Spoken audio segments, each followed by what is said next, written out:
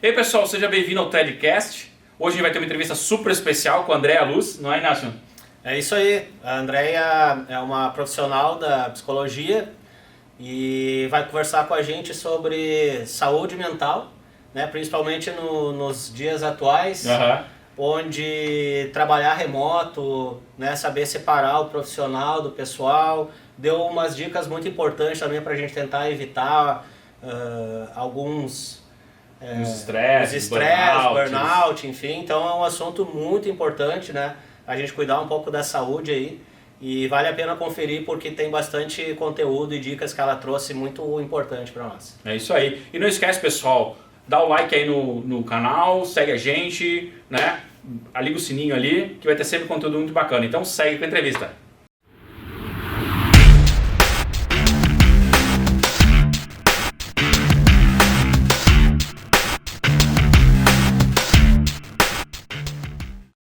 Oi pessoal, tudo bem? Eu sou o Ariel. Aqui é o Inácio. E esse é o TEDcast. Hoje a gente vai falar com a Andréa Luz. Ela é psicóloga, consultora clínica, né? Seja bem-vinda, Andréa. Obrigada. Ariel, obrigada a todo mundo pelo convite. É isso aí. Andréa, conta um pouco mais de ti, fala qual é a tua especialização, você é psicóloga, né? Tem doutorados e estudos na área. Eu sou psicóloga. Depois que eu concluí a graduação, eu fui fazer alguns estágios na área de trabalho, saúde mental e trabalho, e fui trilhando pela saúde mental do trabalhador. Mas antes, né, de consolidar mais nos estudos da saúde mental de trabalhadores e saúde mental dessas pessoas dentro do trabalho, também passei pelo mestrado e doutorado na Universidade de São Paulo, na Faculdade de Saúde Pública. Aí dentro da saúde ambiental a gente tem uma área da saúde e trabalho também. Certo. E aí falando sobre o assunto, né, o porquê que temos uma psicóloga hoje aqui, né? A gente sabe que a gente vive um momento bem especial em relação à forma como a gente tem trabalhado, é uma mudança muito grande que a gente sofreu aí nesses últimos um ano e pouco, né, de pandemia. E eu acho nada mais oportuno do que trazer esse assunto para cá, para essa mesa, para a gente falar sobre o assunto, falar sobre a saúde mental das pessoas, de todo mundo que está trabalhando não só da South System, mas também de outras empresas que queiram entender um pouco mais do assunto. E André vai trazer um pouco esse conhecimento, falar como é que a gente pode identificar que a gente está numa síndrome de burnout, se a gente precisa de ajuda, como é que a gente lida com isso, né? Às vezes a gente fica muito em casa, não sabe lidar muito bem com isso, e aí isso acaba estourando na nossa mão. Então, a Andrea vai nos ajudar a nos conhecer um pouco melhor. E, inclusive, dar algumas dicas aí, né, de como a gente precaver algumas coisas e cuidar bem da saúde. É isso aí, muito importante. Então, André, tu quer trazer um primeiro assunto aí? Como é que a gente identifica que a gente está mal, que a gente precisa de uma ajuda, que a gente precisa se cuidar? Tem vários sinais e sintomas que a gente tem diariamente, Ariel e Inácio. Mas muitas vezes a gente vai naturalizando, né? Ou negligenciando ou naturalizando esses sinais e sintomas. Vai fazendo parte, né? A gente vai incluindo dentro da nossa rotina como se fosse natural, como se fosse normal. Aquela dor de cabeça constante, aquele problema gastro, né? Aquela comida que não cai bem todos os dias, aquele antiácido carregando na bolsa já diariamente, aquela dificuldade para dormir.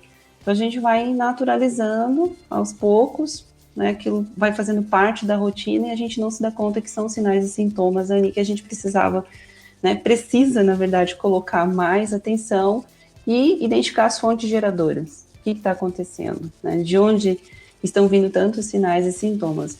Geralmente os sinais são as pessoas que estão ao nosso redor, né? Elas vão falando, você não anda muito irritado? Você não anda muito nervosa? Você não está, né, perdendo a paciência rápido demais? Né? Você não está com pavio curto demais? Está com a tolerância muito baixa? Né? Você não costuma resolver assim? O que está acontecendo? Então, são sinais e os sintomas são, né, oriundos do próprio organismo. O corpo vai ali aos pouquinhos emitindo uma fatura, né? Quase que mensal, e a gente vai só debitando o mínimo, né? Geralmente o cônjuge que paga essa fatura, então é isso? Também. Também. Os cônjuges, aí todo mundo que está ali, né? No contexto sim. da família.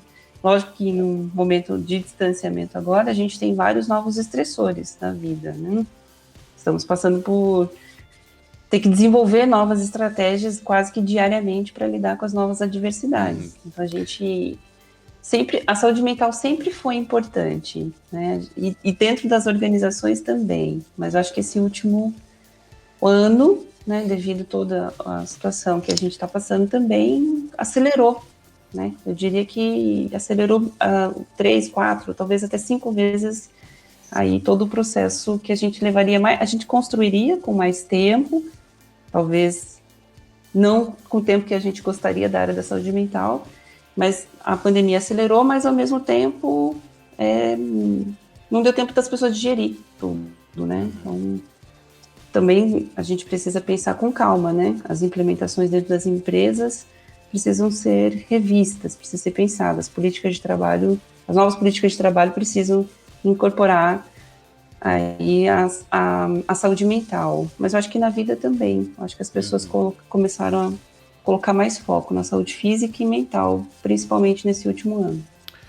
Tu comentou ali sobre a gente normalizar alguns comportamentos que às vezes são sinais de que a gente está no limite, né?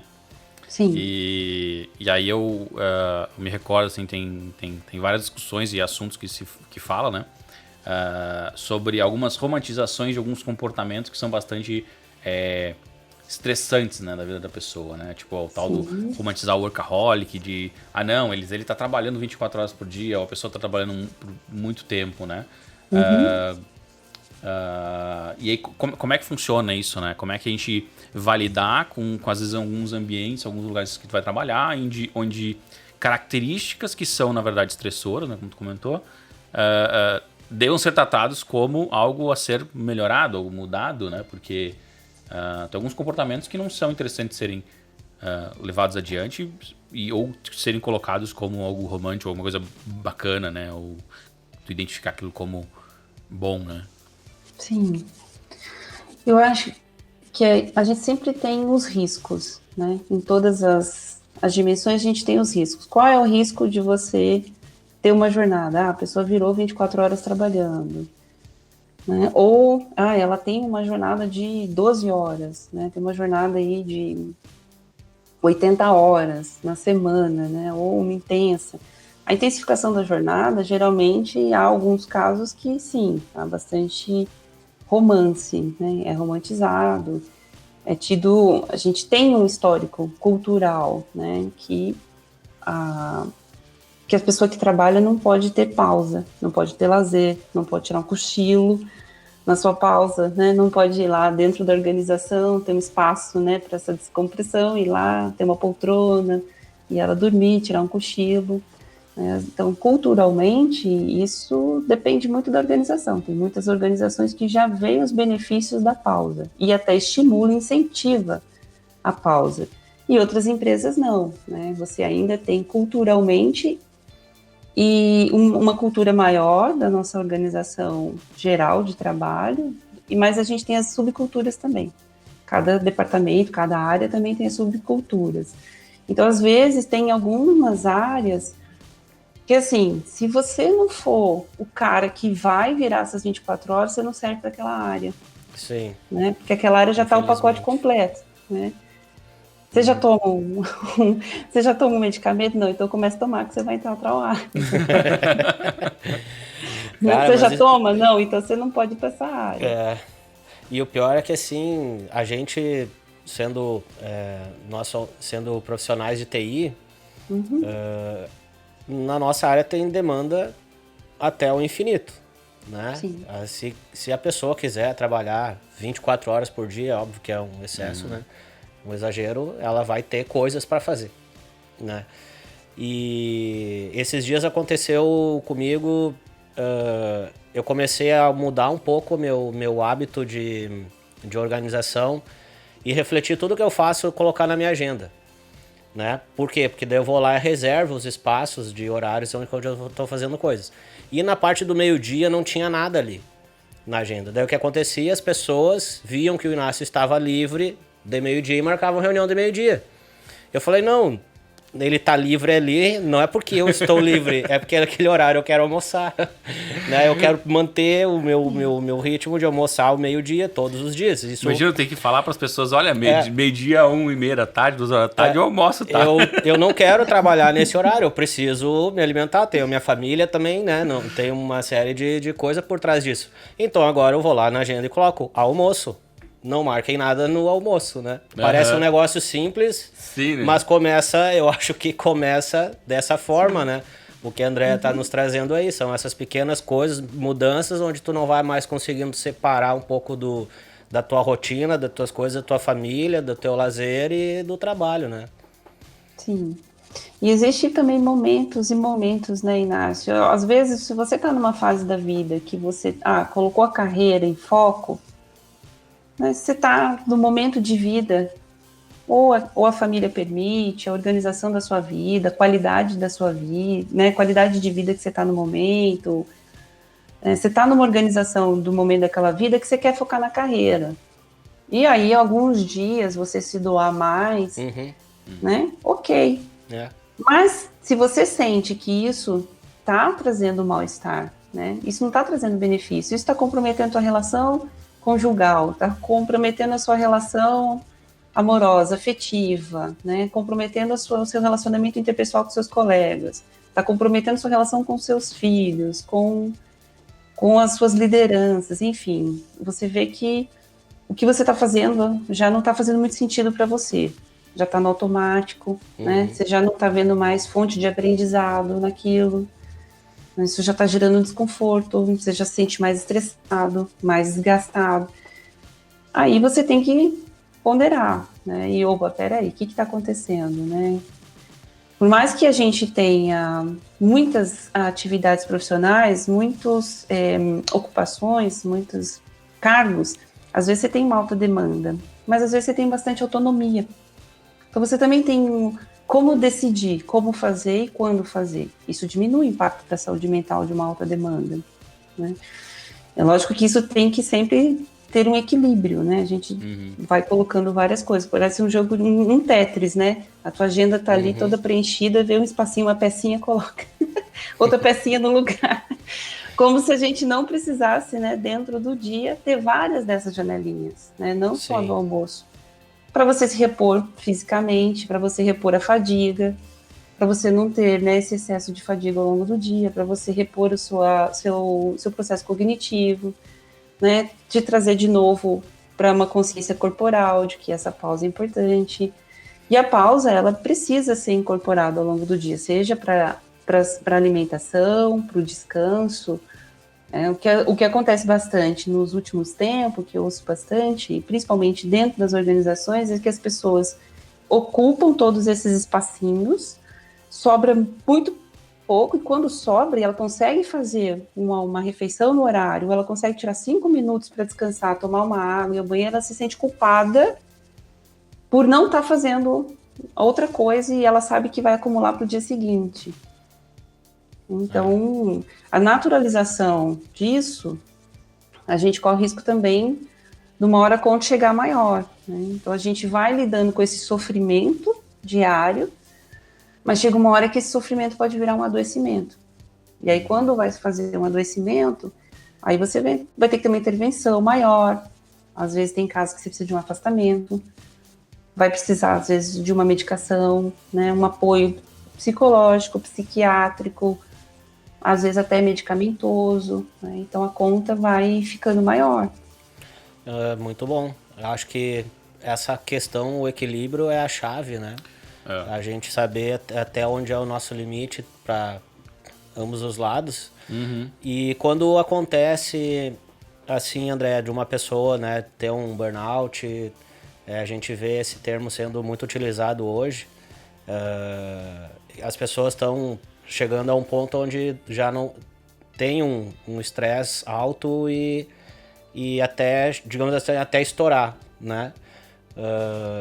Qual seria, assim, as tuas dicas, sugestões para essa pessoa depois que ela se recuperar daquilo, retomar e não deixar isso acontecer novamente? Sim. Você falou uma questão também bem importante, né, Inácio? Quando esse estresse toma conta. Então, diariamente, a gente tem situações de estresse, né? Eu diria que a ansiedade, o estresse, algumas ações, né, externas que nos geram aí pensamentos, emoções e até pode gerar, né, adoecimento, impacto na nossa saúde mental, impacto na nossa saúde física, mas algumas são inerentes à vida, né? Se eu passar por estresse, todo mundo passa, todo mundo tem, e a gente tem aí o corpo orquestrando vários hormônios ao longo do dia e da noite, né? Favorecendo ou contribuindo para a situação ficar pior ou favorecendo para que a situação fique melhor. Então a gente tem uma produção de vários hormônios que são importantes para o alerta, para o dia a dia, para você despertar, para você ter atenção, para o teu cognitivo, né, estar ali minimamente presente para você fazer as ações do dia, você se alimentar, você se vestir, buscar seus objetivos, né, e entender que a gente passa por esses desafios, e esses desafios, eles vão gerar estresse, mas são desafios que você ainda tem elementos cognitivos, emocionais, físicos, para fazer com que eles se transformem num aprendizado.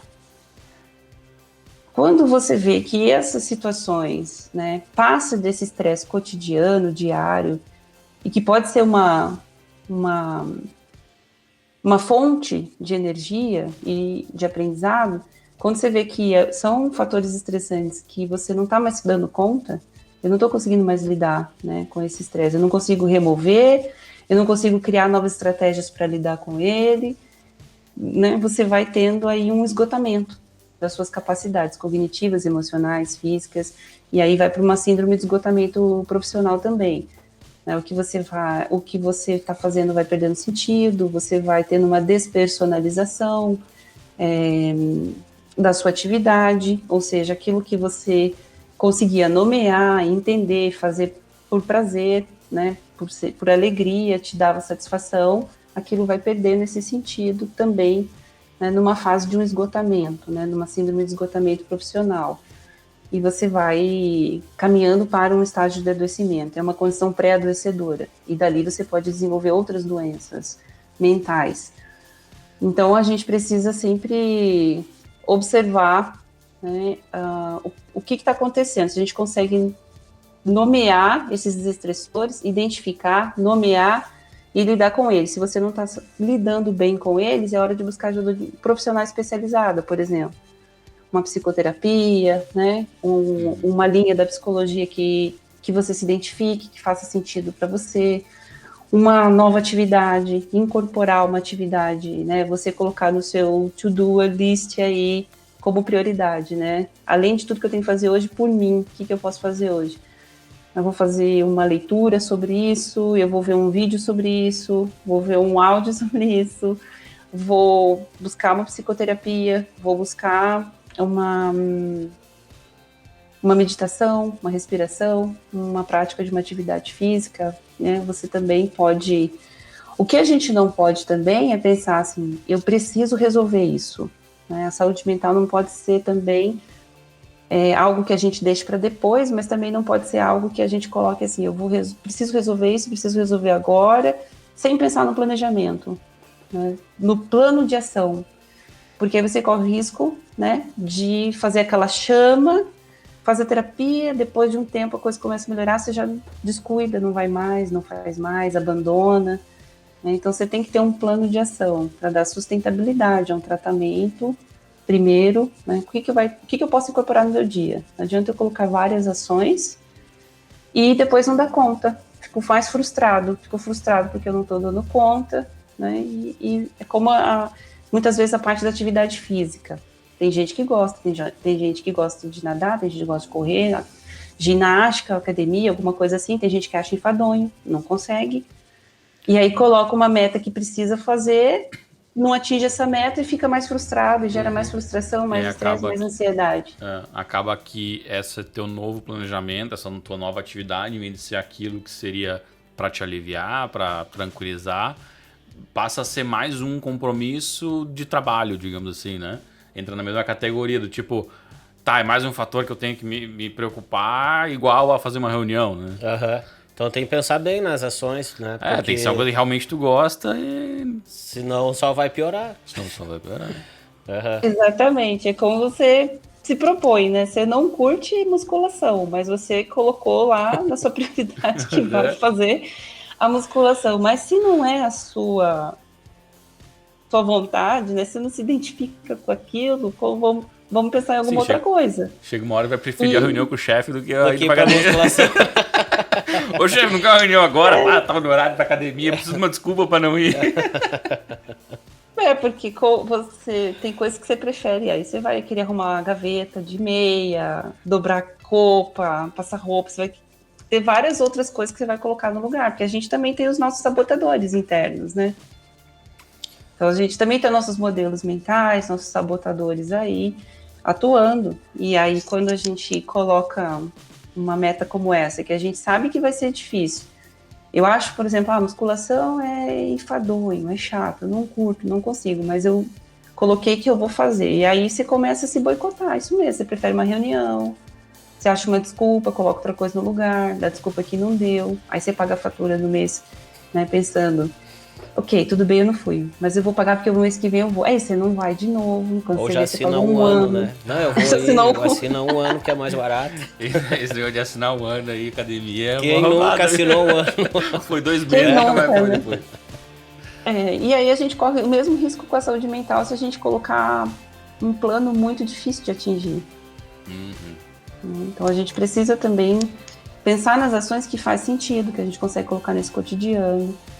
Dentro da rotina que a gente tem hoje, se a gente pensar em tudo que a gente tem que dar conta, né, o seu único horário ali, meio-dia, colocar uma reunião, e era para almoçar. Então, que horas que você colocaria? Né? Alguma atividade para a sua saúde mental, né? Uma meditação, uma respiração, uma psicoterapia, uma leitura, uma pausa, né? Saúde mental. Você parar seu dia e tomar um banho, parar seu dia e ficar 10 minutos ali sem fazer nada. Né? Recompondo o seu treinar bem isso, né? Não é fácil. Assim, falando nisso, né, sobre os espaços que tu acha no meio-dia para fazer outras coisas, né? Eu lembro que na época, quando a gente tava indo em escritório, né, tu achava vários momentos do dia para tu dar uma parada. Tu ia no café, aí tu parava, ficava conversando com alguém, tu ia no banheiro, ficava um tempinho lá, tu ia no mercadinho na frente para comprar uma guloseima, tu sempre achava. Agora que a gente tá muito tempo em casa e trabalhando de casa, as coisas ficaram tão misturadas, e como tu não tem mais essa facilidade de tu pegar e sair, fazer uma coisa fora do teu espaço, tu acaba misturando tudo e tu nunca mais sabe se vai estar ali, se tá trabalhando, se tá fazendo outra coisa. E aí também tem um sentimento de culpa, eu acho, talvez, dessa impressão de tipo, não, quando é home office ninguém trabalha. Aí tu fica naquela coisa, não, então eu tenho que mostrar que eu tô trabalhando. E tu fica ali o tempo inteiro ali, trabalhando, mostrando, trabalhando. Não, tô na reunião, tô aqui, tô ali. E aí esses momentos de parar pra tomar um café, conversar com alguém, fazer outra coisa, tu não acha mais. Tu começa a escantizar, deixar de lado enfim... Tu deixa de fazer. Deixa de fazer. Essas coisas que tu fazia no escritório, quando tava no escritório. Mas tu não faz porque tem essas duas coisas, né? Uma que é a proximidade do teu ambiente físico, do trabalho e da tua casa. E essa sentimento de culpa de que... não, eu não posso ficar parado porque, né? O home office já tem essa, digamos assim, essa má fama de não faz e não quer fazer. Aí tu tem que ficar ali, mostrando que tá sempre trabalhando, né? Sim.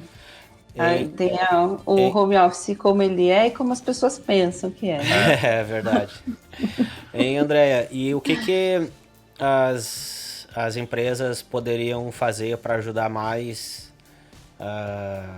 as pessoas a evitarem esse tipo de situação? Eu escuto muito e já até escrevi coisas sobre segurança psicológica. E eu acredito muito nessa prática e queria que tu contasse pra gente um pouco sobre como que as empresas poderiam ajudar mais as pessoas nessa situação. Sim, muito bom, Inácio. Porque você traz vários pontos, né? O primeiro, que a gente já está colocando aqui também, do home office, as políticas de trabalho que deveriam permear uma atividade dessa natureza, elas são muito diferentes do presencial, né? São políticas de trabalho totalmente diferentes, né? Então, isso que o Ariel falou, eu conseguia ter várias válvulas de escape ao longo do meu dia para lidar, né, com a tensão, com a jornada, com esse volume de trabalho. Um café, uma saída, uma conversa com um amigo, uma risada, liberava até alguns hormônios ali, rindo, né? E já voltava melhor, né, para o posto de trabalho. E muitas pessoas falam, André, antes eu conseguia, num café, resolver 3 coisas ao mesmo tempo. Eu passava aqui, passava ali, passava lá, resolvia 4, 5 coisas ao mesmo tempo. Hoje, para eu resolver 4 ou 5 coisas, são 4, 5 reuniões. Isso. É verdade. Entendeu? Porque eu tenho que falar com fulano, com ciclano, eu dava uma volta, 5 minutos resolvia. Hoje eu preciso de 5 horas, porque eu preciso de 1 hora com uma pessoa, 1 hora com outra, 1 hora com outra, a agenda não bate. Então, isso se intensifica. Eu acho que a segurança psicológica ela deve vir, né, com essa perspectiva de não é só um espaço para você falar da sua saúde mental, ela não deve ser um espaço de conforto, só de segurança e confortável, onde as pessoas trazem as questões de saúde mental. Ela deve permear e dar apoio, suporte, né, para as políticas de trabalho. Né? Então, hoje a gente tem um home work, a gente não tem um home office. Às vezes a gente fica, né, constrangido com várias coisas do trabalho, e põe fundo de tela para não ver a criançada lá no fundo, e coloca um aplicativo para diminuir o áudio, porque a casa tá pegando fogo. Tá pegando fogo, né? Atrás de você tá ali, né, pleno, e atrás tá desabando tudo, tá o caos. E aí você fica remediando. Eu acho que agora está mais ok, as pessoas estão entendendo melhor essa condição que o trabalho é que está dentro da casa, né? O trabalho está dentro do quarto dos filhos, que aí os filhos é que tinha o computador melhor, a internet melhor, aí se hospedam no quarto dos filhos, na varanda, no cantinho que deu, do jeitinho que foi possível. Então acho que isso já está mais ok, mas no início você tinha mães que tinham vergonha de pegar um filho no colo, né? Ou de mostrar que tinha criança no ambiente, o que estava ali a casa, né? Alguém na geladeira tomando uma água, pegando suco, passando. Então, acho que hoje a gente já entende um pouco mais que isso várias cenas constrangedoras, assim. Tá lá o pessoal falando de cueca atrás. Aqueles papel de plano de fundo que as pessoas saem e voltam, né? De repente, as crianças pulam, e pula gato, pula cachorro, pula criança. Então, acho que isso a gente já vai entendendo, né? Já ninguém mais se espanta, ou já tá mais constante nas nossas rotinas. Mas a gente precisa pensar nessas políticas também, né? Que trabalhos dessa natureza tem que ter políticas específicas. A gente não pode levar a mesma demanda para o home office que a gente tinha no presencial. Então, lá você tinha o tempo do presencial, o tempo para aquilo. No home office, né, já que o seu trabalho está dentro da sua casa, você tem várias coisas acontecendo ali ao mesmo tempo. Né? Tem a dinâmica da casa, tem a vida da casa acontecendo. Você não está com a mesma dedicação que você estaria lá. Né? Você entra na empresa, fica o tempo na empresa, e se alguma coisa acontecer na casa, lógico, você vai se deslocar, vai lá para resolver, mas ali o trabalho está dentro da rotina da sua casa. Então, entre uma atividade profissional e outra, você tem uma louça para lavar, porque você já tem tempo que você não colocou uma pessoa ali para vir, né? Teve que, por causa do distanciamento, dos cuidados, às vezes não foi possível você continuar com a pessoa, ou a renda da casa mudou e também não foi possível continuar com essas pessoas que nos apoiam, nos ajudam, né? Você diminui a circulação das pessoas em casa, então você começou a lavar sua louça, você começou a lavar sua roupa, começou, né, conhecer sua casa de novo, conhecer sua família de novo. Sim.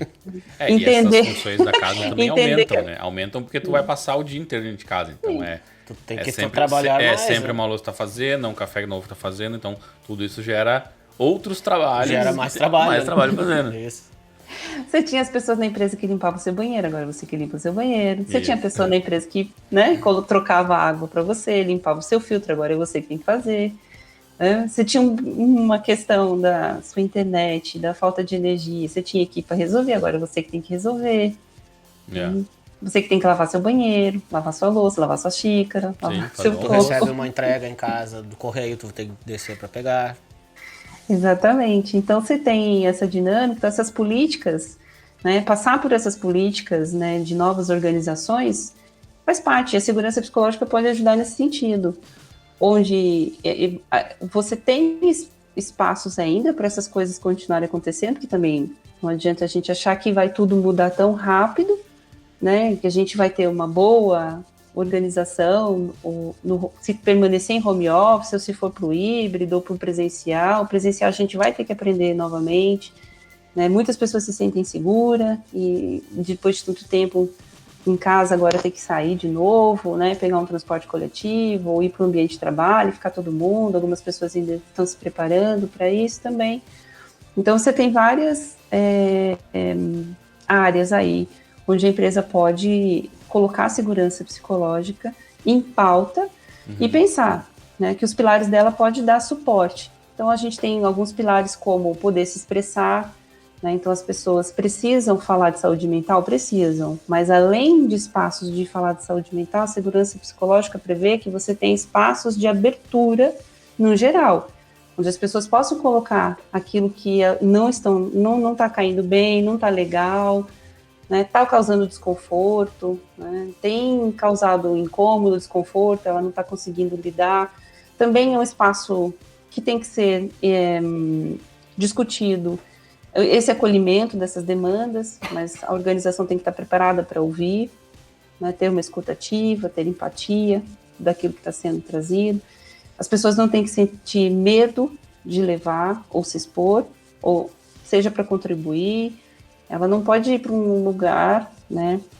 A segurança psicológica não é um lugar em que a pessoa vai, eu posso falar, mas a minha ideia foi considerada boba, não foi considerada, né? Foi considerada, poxa, que a gente nem esperava uma pergunta como essa. A segurança psicológica, ela vai favorecer esses espaços e vai fomentar essas discussões, né? Que as pessoas tragam ideias, inovações, contribuições e também seus desconfortos. E ela não sinta medo. Né? Isso tem que ser fomentado e também garantido às pessoas que isso vai ter um acolhimento seguro, que isso não vai ser usado contra ela. Né? Se ela traz uma questão também de saúde mental, que a empresa inteira não vai ficar sabendo, que tem uma questão de sigilo, de segurança, né? De comprometimento com o que ela está trazendo. Isso não vai acontecer. O que a gente vê muito nas organizações, algumas empresas dizem que fazem a segurança psicológica, e aí, às vezes, algumas pessoas, né, alguns trabalhadores, colaboradores falam, olha, eu levei a minha questão, e aí o gestor chegou para o outro colega e disse, você vai pegar o trabalho dele porque ele não está bem. Então, como é que, né? Como é que a pessoa vai se sentir segura sabendo que o gestor dele chegou e falou para uma outra pessoa? E ainda passou para o outro colega, né, uma questão assim, você vai se ferrar com essa demanda nova, mas é porque o colega não está bem. Pois então essa é uma questão bem, bem importante, porque às vezes as pessoas ou as lideranças, os gestores não estão treinados para saber aplicar isso do jeito certo, né? Às vezes, como um exemplo simples esse do dia a dia, deve acontecer muito, não estão habituados, né? Então é importante a gente trazer isso aqui para a mesa, para a gente conversar, porque não é algo tão simples para ser aplicado, no meu ponto de vista e nas experiências que eu já tive por aí. Não é fácil. Tem também uma outra questão que eu vivenciei de pessoas que tinham experiências em outras empresas e aí ingressaram na empresa onde eu trabalhava e elas tinham medo, obviamente, de expor sua opinião ou seus bloqueios, enfim, porque nos outros empregos ela não podia fazer. Então a pessoa já vem toda bloqueada, né, por experiências anteriores, e aí tu desconstruir isso com essa pessoa é bem difícil, porque ela não está habituada a fazer aquilo e conversar sobre aquilo, sabe? É difícil, também tem esse lado aí que é complexo. Pois é, né? Pensando nisso, assim, tipo, é a questão, tipo, eu acabei de ser contratado, tanto numa empresa nova, eu quero entrar e me portar como um super-herói, né? Não posso mostrar meus problemas. Não posso mostrar meus problemas. Então eu sou o cara aqui, eu tô aqui voando, né? A gente não somos super-heróis, né? A gente é ser humano normal, tem né? momentos que precisa de um apoio, precisa de uma ajuda, às vezes precisa compartilhar uma questão que tá passando na vida e E é isso que tu falou, né? Pelo que eu entendi, é as empresas construindo uma estrutura interna para dar o suporte para essas pessoas, né? Para os colaboradores, para os trabalhadores da empresa, poderem talvez assumir seus lados mais humanos e deixar de tentar ser super-herói o tempo inteiro, né? Então, e talvez, né? E até sendo isso também uma forma de você aliviar um pouco a tensão de que não preciso me mostrar o tempo inteiro efetivo, o tempo inteiro eficiente, né? E aí ajudar todo mundo a poder aliviar os burnouts, os estresses, né? Todo mundo precisa de atenção, né, cara? E a nossa empresa, as empresas de TI, elas só existem por causa das pessoas, né? Isso aí. Então, quem faz a entrega, quem está fazendo o serviço, enfim, desenvolvendo software, são pessoas. E se as empresas não investem nas pessoas, elas vão sair, né? Elas vão tentar ir para um outro lugar melhor. Né, André? Sim, é verdade, Ariel e Inácio. E aí a gente entra também no universo dos estigmas. Não só das subculturas, né, que ela encontra dentro da empresa ou traz uma empresa anterior, como vocês também colocaram, bem importante, mas os estigmas juntos com a saúde mental. Ela não quer ser vista como problemático, né? Não quer ter um rótulo. Aquele ali é o que toma remédio, aquele ali é o que dá problema, aquele ali é o queixoso, né? Aquele ali é o que se afasta constantemente, sobra trabalho dele para todo mundo.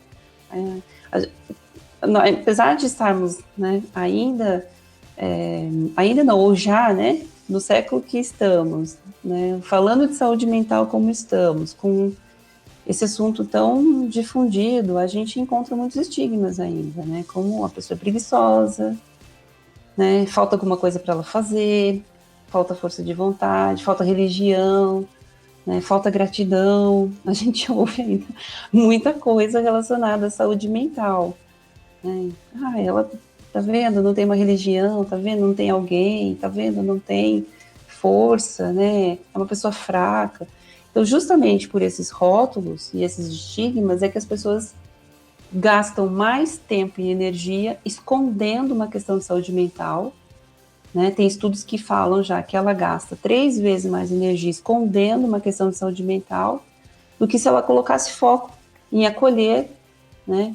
Abraçar essa vulnerabilidade, acolher essa vulnerabilidade e fazer o tratamento correto, buscar o tratamento adequado, né? Buscar ajuda adequada, fazer o tratamento adequado e voltar a ter qualidade de vida, né? Ter bem-estar e qualidade de vida.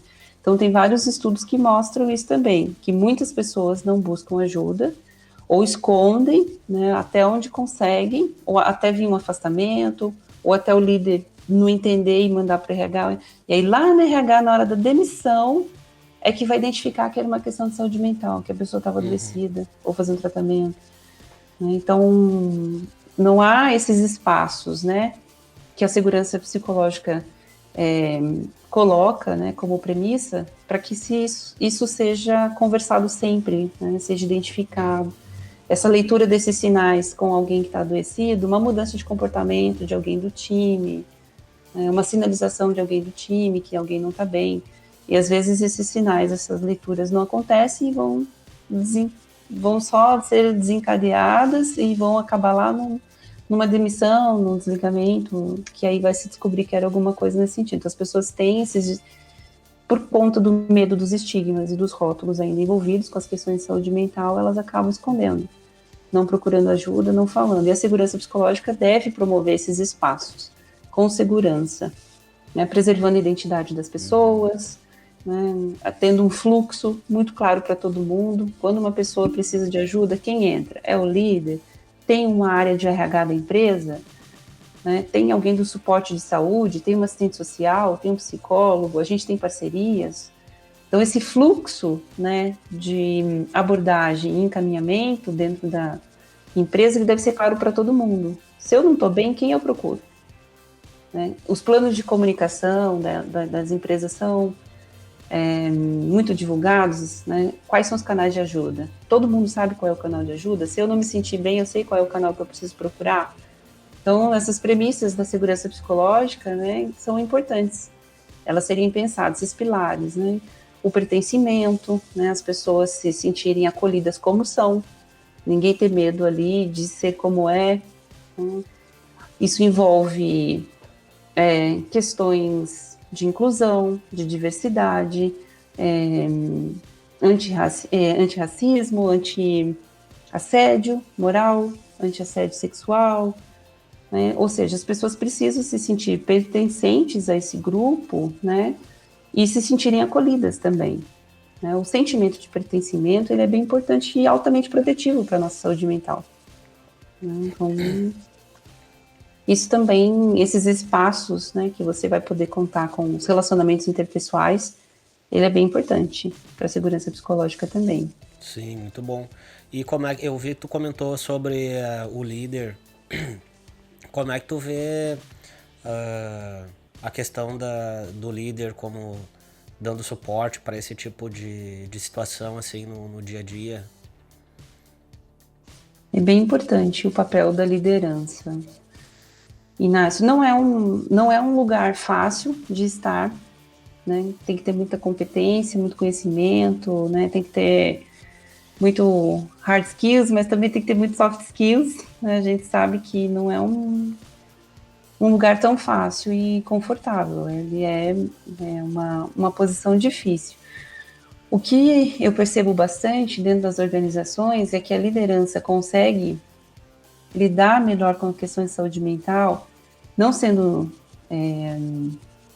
invasivo. Às vezes os líderes têm muito medo de serem invasivos, né? Mas até que ponto eu falo isso, né? Será que está dentro da natureza do meu trabalho conversar sobre isso, né, com a pessoa? É tão íntimo, tão pessoal, mas ao mesmo tempo ele não pode fingir que não está vendo, né? Ele tem dados ali acontecendo.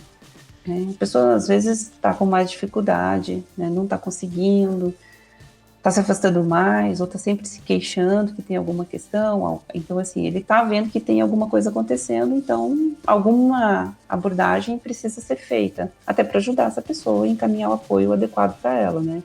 Combinar junto com ela qual seria o apoio adequado. Então, ele tem um papel importante, não é único, não é só dele. Várias pessoas em várias áreas precisam estar junto para configurar a segurança psicológica, mas eu vejo o papel dele numa implementação de um programa de saúde mental numa organização ou de segurança psicológica dentro de uma organização, ele é o protagonista. Porque ele está mais próximo do time para poder fazer essa leitura de sinais e sintomas, né? É a pessoa que pode criar esses espaços de fala, né, que pode criar esse espaço seguro de fala, né, mas também integrador e acolhedor, e fazer o time se sentir pertencente, mas também que pode opinar, falar, questionar, sem que isso seja usado contra essas pessoas.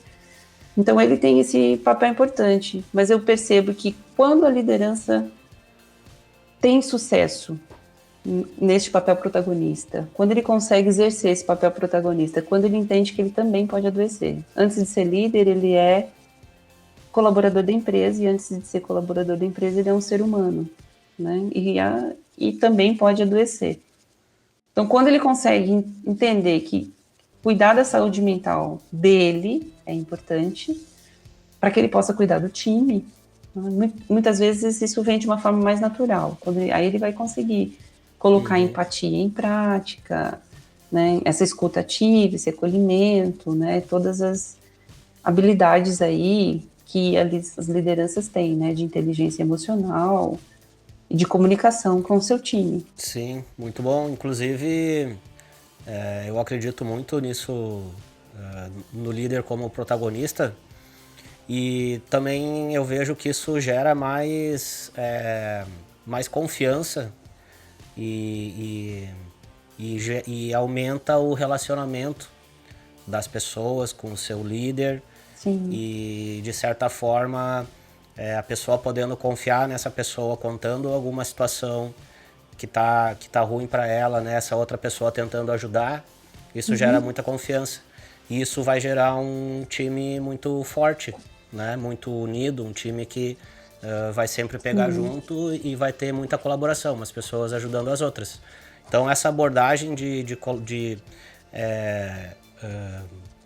digamos assim, treinar a parte de liderança para lidar com esse tipo de coisa, eu acho que é uma técnica, assim, acho que é a melhor que tem, né, numa visão de organização empresarial, né? Acho que essa... E com certeza, né, o líder também, ele não é um especialista nisso, né? Então, tem algumas coisas ele não vai saber resolver, mas ele vai ter também o RH ali que pode ajudar, dar alguns insights, né, para lidar com algum tipo de situação que está sendo difícil para ele, né? Então, ele também tem esse suporte, assim, para não ficar sozinho, né? Nessa tentativa de ajudar o colega, né? Muito bom. Sim, é bem interessante, Inácio, porque ao mesmo tempo que ele faz essa leitura, ele também pode entender que a própria liderança pode ser adoecedora. Né? A própria forma de gestão pode adoecer as pessoas. Pode ser a origem do problema, né? Pode ser a origem do problema. Muitas vezes, infelizmente, muitas vezes, infelizmente, o tipo de líder, né, o tipo de gestão dessa liderança também é adoecedor. Né? Às vezes ele percebe, às vezes ele não percebe, mas então quando ele também coloca essa vulnerabilidade em prática, né? Eu não preciso saber de tudo, não tenho todas as respostas, vamos construir junto também o que pode ser feito e entender também que o líder, ele não vai ser o psicólogo, o psiquiatra, ele não vai dar o diagnóstico, mas ele, como protagonista, pode fazer uma leitura de algo que, quando algo não está bem, ele não vai fazer o tratamento, mas ele pode fazer o acompanhamento, né, do que está sendo feito. Ou pode, né, junto com o RH, com o pessoal de saúde, ver o que pode ser feito, quais ações podem ser colocadas em prática. Então, isso é muito importante. E a própria professora, né, pesquisadora, que traz, né, os conceitos, aí, os pilares da segurança psicológica, tem difundido, tem colocado mais em pauta, né, ela vai dizer que, ao contrário do que se pensa, né, as organizações, quando você tem uma boa segurança psicológica e você não tem um alto padrão de desempenho, você não tem padrões de desempenho a serem alcançados, metas ou desafios, né, você tende a entrar numa zona confortável também, né, você entra numa zona de conforto, porque aí as pessoas têm a segurança psicológica, mas não têm os desafios ali, né, para transformar isso em aprendizado. Ou se você não tem segurança psicológica e não tem esses desafios, você entra numa zona de apatia, procrastinação. Ou se você tem uma alta exigência, né, de performance, de cobrança, de meta, e você não coloca segurança psicológica, você tem uma população mais ansiosa dentro da sua empresa, mais estressada e mais ansiosa. Mas se você tem segurança psicológica e você tem os desafios, você tem a zona de aprendizado. Muito bom. Então, ela vai dizer que isso também é importante, né, que esses espaços, né, mesmo com a liderança, ela deve promover, fomentar as discussões. Não é um lugar de calmaria, é um lugar de confronto, de desafio. Onde o desentendimento vem, os desconfortos vêm, mas eles são acolhidos, são trabalhados e são gerados aprendizados. Né? Então, isso também a professora Edmondson vai trazer mais com essa perspectiva. E ela vai também falar de um estudo, né, que é um estudo intitulado Aristóteles, né, que foi desenvolvido por um tempo, acredito que por quase 4 anos, né, no Google, com mais de 100 times, onde eles viram que todo mundo pensa, nossa, mas lá todo mundo é competente, todo mundo faz, acontece, os times são, né, fazem, acontece. E nessa pesquisa eles viram que não, né, que eles identificando o que eram ali tido como bons times e times que ainda precisavam se desenvolver, eles identificaram que alguma das questões que esbarrava era a segurança psicológica. Muitos, né, em quase metade dos times era questão de segurança psicológica, por exemplo. E você pensa, todo mundo lá tem alta performance, né, todo mundo é bom, todo mundo... É verdade, né, tem essa... Não falou de estigma antes, né? Tem esse estigma, né? Lá, né? Todo mundo é altamente produtivo. E tem E não é bem assim. Tem uma terceira variável que dá pra gente adicionar nessa fórmula aí. Além da segurança psicológica, os desafios e metas, enfim. a gente poderia também adicionar os valores bem definidos, né? Sim. Porque também se tu tiver só os desafios e teus objetivos a atingir e tu tá não dando bola pros valores e deixando eles de lado e fazendo as coisas de outras formas, também não adianta, também não é suficiente, né? Sim. Então daria pra gente andar com essas 3 variáveis aí, num equilíbrio que daí sim eu acho que ia fechar a fórmula mágica. Não, com certeza. Mas André, te fazer uma pergunta. Seguinte, tem uma frase que eu gosto de falar, que é: mar calmo nunca fez bom marinheiro, tá? E aí eu vou te perguntar aquela questão que tu colocou antes ali, né? De que o ambiente é um ambiente seguro, mas é um ambiente também de enfrentamento, né? Eu queria saber se faz sentido a frase do mar calmo não faz marinheiro com essa questão que tu colocou anteriormente. A gente precisa de ter um lugar para nos desafiar, para nos colocar numa situação tipo, tá, agora precisa mudar, precisa, né? Conflitos. E não só ser um lugar onde tu só só uma zona de conforto, como tu colocou, né? Sim. Acho que vai depender também do marinheiro, né? Tem marinheiro que vai aguentar a viagem toda aprendendo dessa forma, e tem os que não vão conseguir aprender também dessa forma. E ok, pode ser que ele não queira ser marinheiro, né? Vai ter que fazer um teste vocacional para outras profissões se ele vê que não é a praia dele aprender dessa forma, né? Sei. Nas organizações também, eu acho que você vai ter pessoas que vão ter mais facilidade e vão se ver mais na zona de conforto, né? Então, ela vai ter que entender também se aquele é o lugar que ela gostaria de estar. Se a empresa tinha um lugar de conforto, mas há uma movimentação, uma transformação cultural, e agora a gente quer sair da zona de conforto e entrar na zona de aprendizado. Algumas coisas vão acabar se transformando. Você vai ter que fazer um processo de mudança cultural, né? Trabalhar essas questões com os times, todo mundo vai ter que participar desse processo, vai ter que fazer suas contribuições, mas mesmo assim, né, mesmo nos aspectos de saúde mental, tem algumas coisas que aquilo adoeceu a pessoa, então não adianta ela continuar naquilo, né? Tem uma questão seria uma questão de perfil também, né, da pessoa se enquadrar daquele marinheiro dentro daquele navio lá, né? Porque tem pessoas que não querem sair da zona de conforto, né? Pode ser que também não queira, ou pode ser que em alguns casos da saúde mental, por exemplo, você está trabalhando em uma atividade e essa atividade te adoeceu. Então, não adianta só te afastar e quando você voltar, você ir para a mesma atividade. Ou te tirarem dessa atividade e te dar uma outra sem que você tenha participado da escolha do que você poderia e daria conta de fazer. Então, você tem uma capacidade cognitiva, você tem uma capacidade física, intelectual, seus conhecimentos, suas habilidades, mas aquela você não estava conseguindo fazer, não quer dizer que você não vai conseguir fazer outra, né? E o que acontece muito é as pessoas se afastam e voltam para a mesma atividade. Então, isso também não vai ser protetivo, ela vai acabar adoecendo novamente, ou ela vai acabar se demitindo, ou vai acabar demitida, né? Ou ela vai para uma outra atividade que o gestor pensou, o RH pensou, e nem conversou com essa pessoa. Se não fizer sentido para ela, ela vai adoecer de outra forma.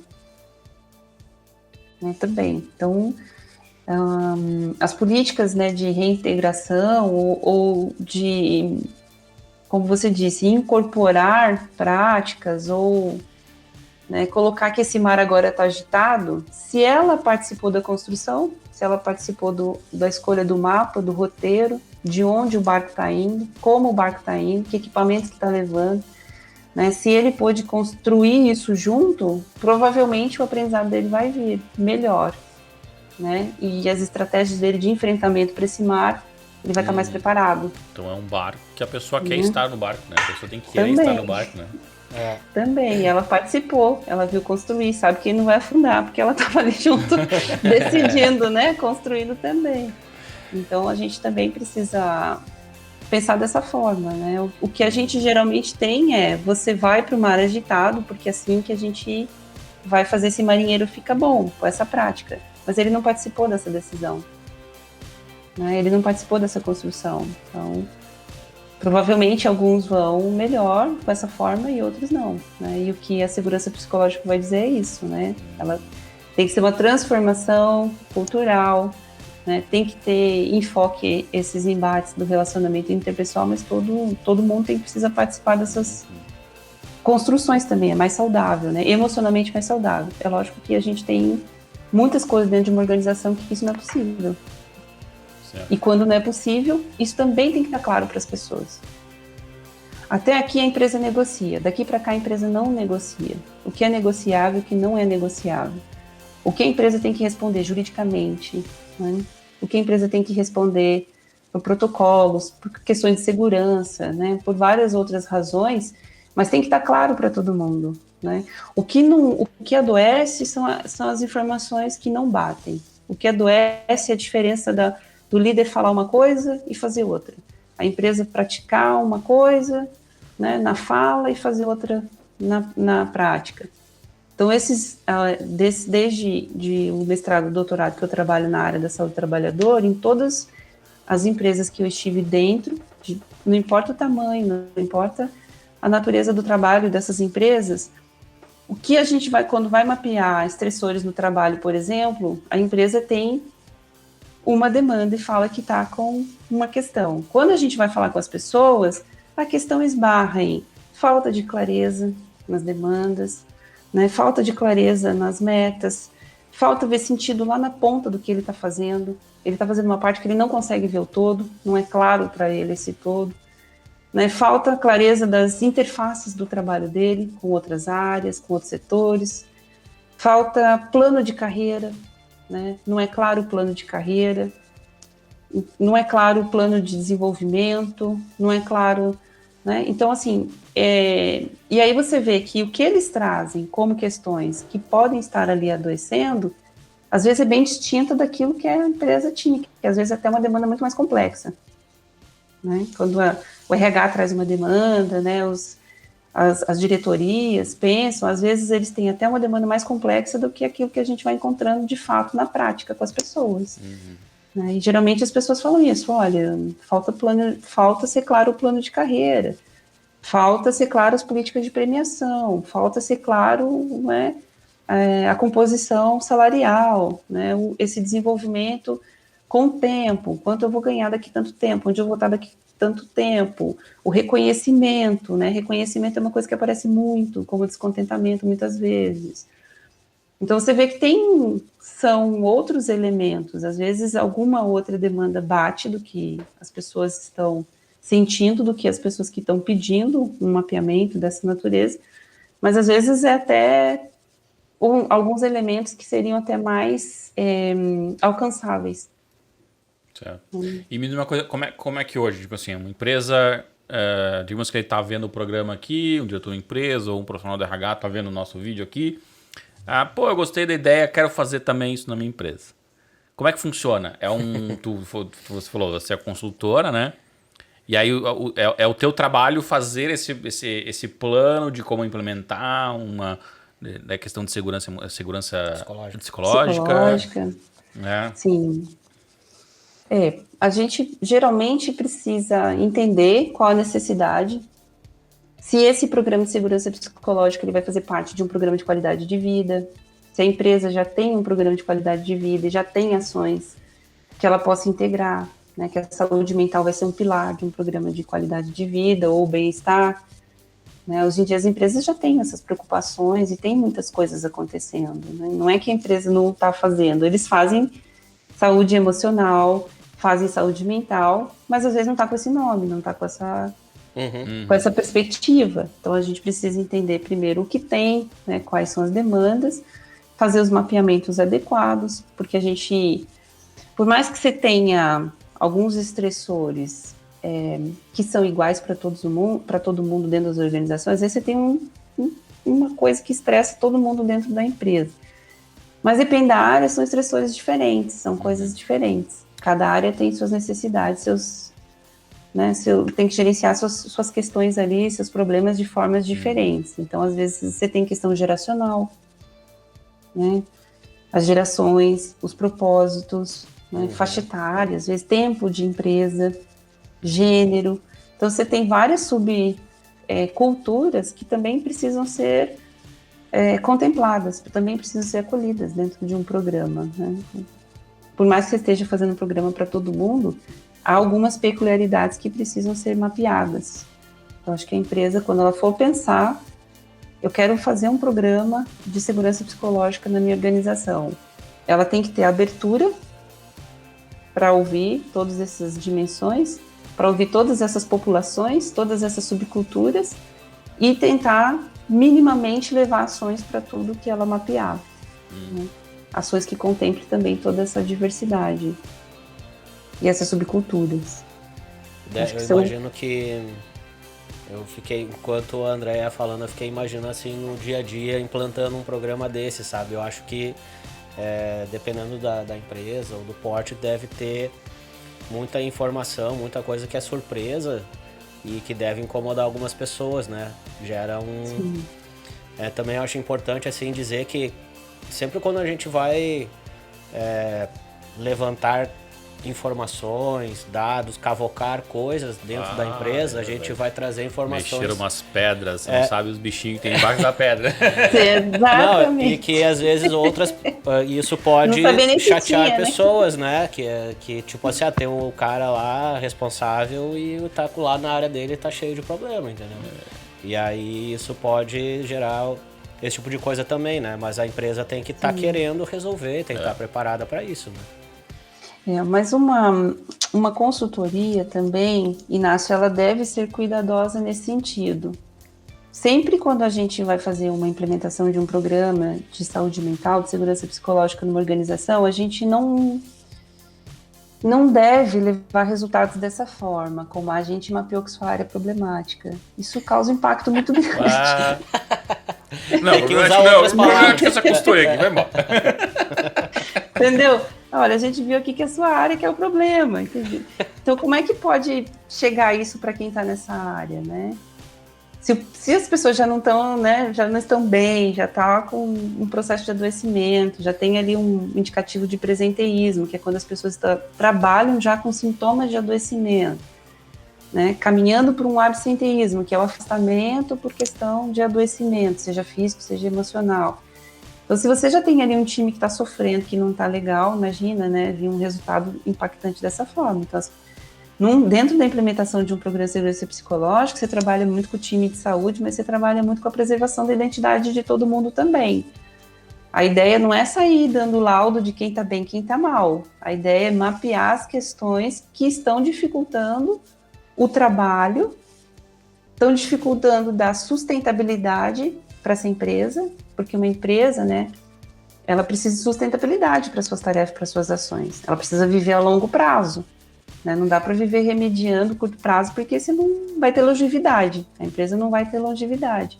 E aí o papel do líder é esse também, é dar longevidade para o processo, longevidade para a organização. Então ele tem que preparar o time, tem que cuidar do time, que é para esticar a vida útil dessa empresa.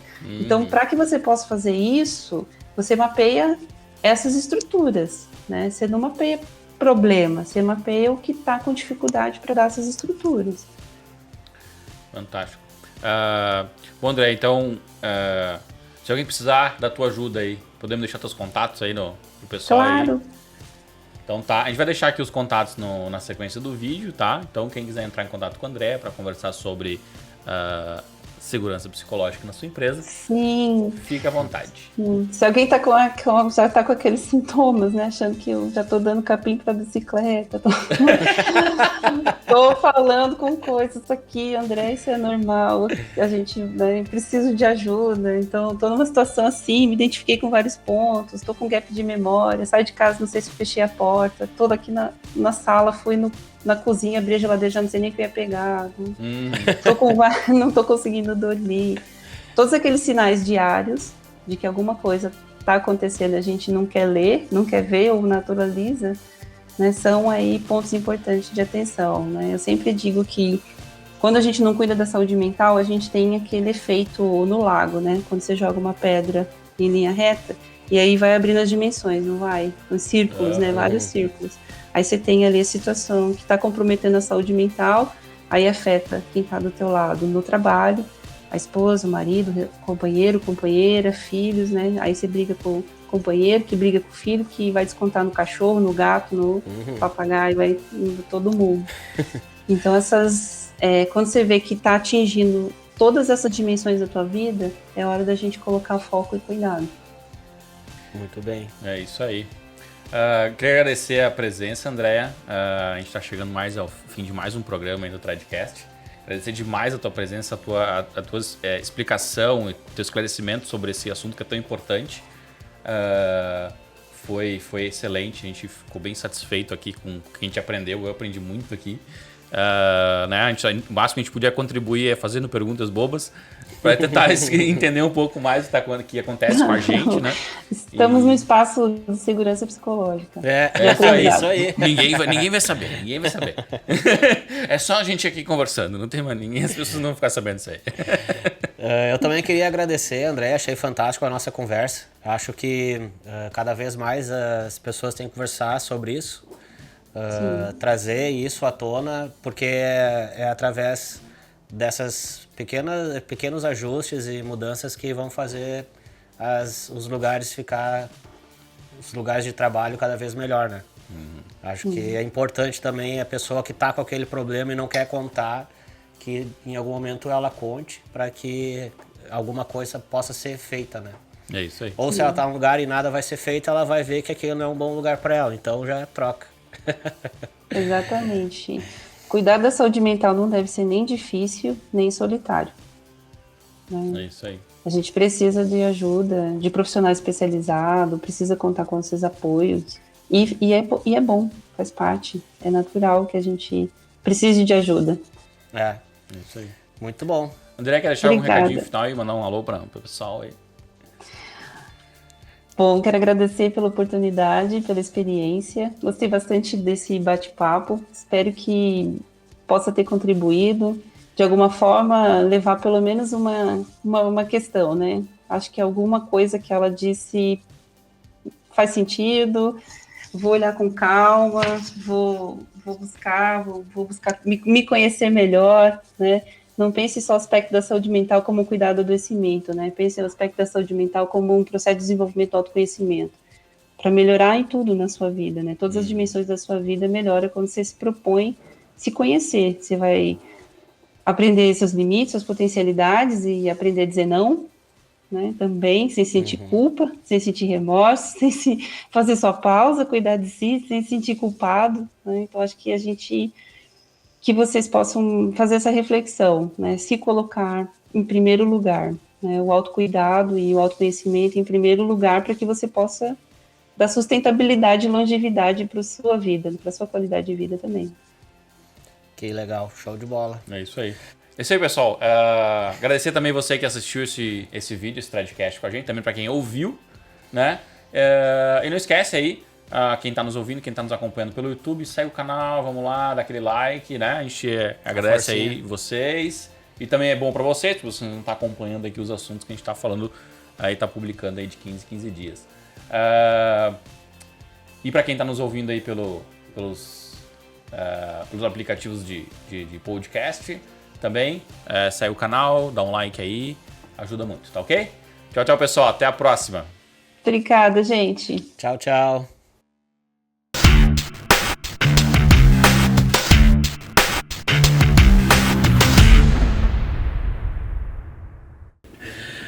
Ah, tu achou que era só áudio, só a voz. Tu quer fazer alguma coisa aí, André? Então, de repente... Não, quero só pegar uma água agora. Quer trocar camisas?